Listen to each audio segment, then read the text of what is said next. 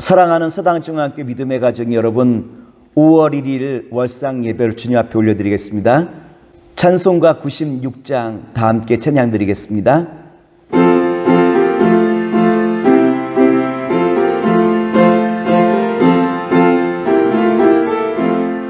예수님은 누구신가?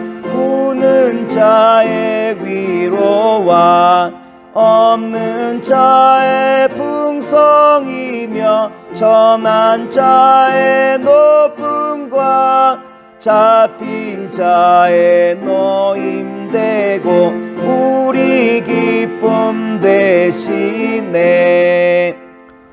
오늘은 하박국서 3장 1절로부터 3절의 말씀을 가지고 부흥하게 하소서라고 한 말씀의 제목으로 말씀을 나누고자 합니다. 나무에 관심 있는 사람들은 나무가 건강하게 자라는지 건강하지 못한지 어디를 확인하느냐 하면 나무 뿌리부터 확인하게 되어지죠. 대부분의 경우 나무 뿌리가 건강하지 못하면 나무가 잘 자랄 수 없는 것 아니겠습니까? 그래서 나무 뿌리를 확인하여서 나무의 건강을 확인하듯이 우리 믿음의 사람들은 무엇을 통해서 건강한 믿음 생활을 하고 있는지 확인할 수 있느냐로 말하면 그 입을 통해서 확인할 수 있어요.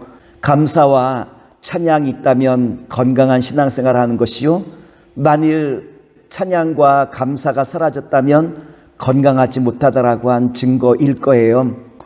그렇다면 우리가 어떻게 날마다 건강한 신앙생활을 감당할 수 있겠습니까? 하박국 선자는 이스라엘 백성들이 영적으로 점점 무너질 때 주님 앞에 무너지는 이스라엘 위하여 간절히 기도하게 되어지죠. 하나님께서 이때 하박국에게 뭐라고 말씀하십니까? 무너지는 이스라엘 향하여 바벨론이라고 한 나라를 통하여 주님께서 심판하시겠다라고 말씀하시죠. 이때 하박국이 하나님 앞에 뭐라고 말씀하십니까?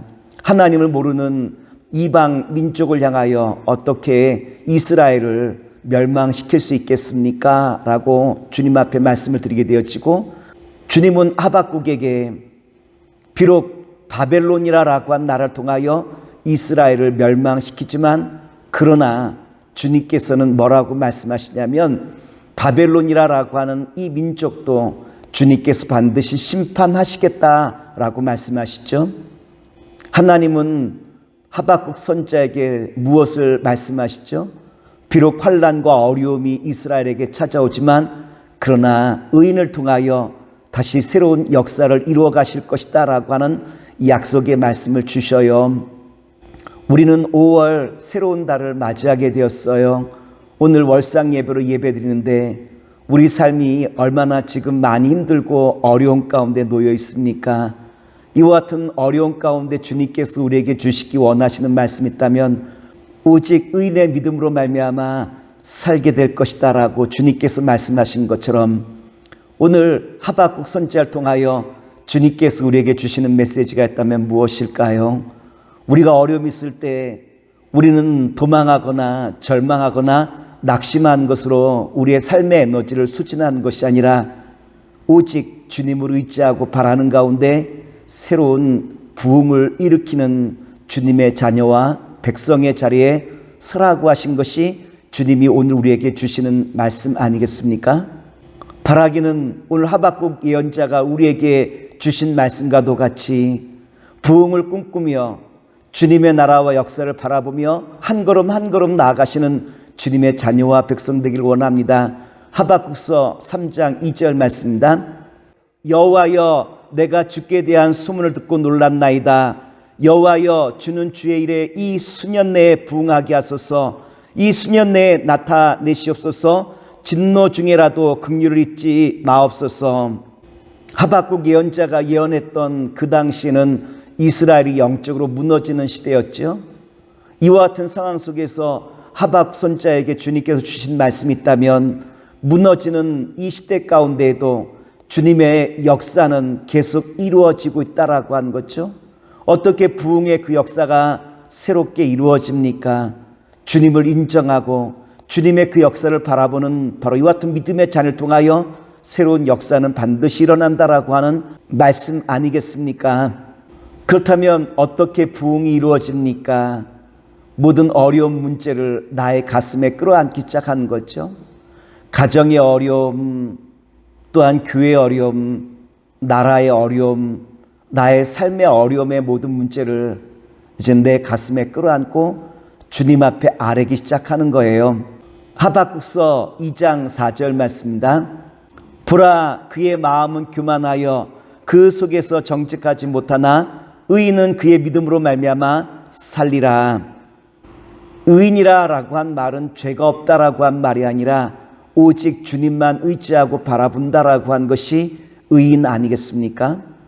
하나님을 바라보기에 이 어려운 모든 순간순간마다 우리는 기도할 수밖에 없는 것이고 주님의 도우심과 인도하심을 간절히 바라며 기도하는 자들이 결국 의인이라고 한 말씀이에요.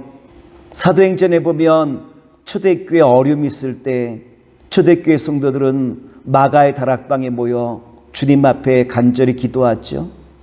흔들리는 위기 속에서 초대교인들은 주님이 이루실 것을 믿고 맡기며 기도하기 시작한 것이 성령 강림의 역사의 시작이었고, 또한 저들이 그 모든 어려움을 이겨나갈 수 있는 방법이 성령의 충만한 기도 아니었습니까? 그렇다면 언제부터 부흥이 시작될까요?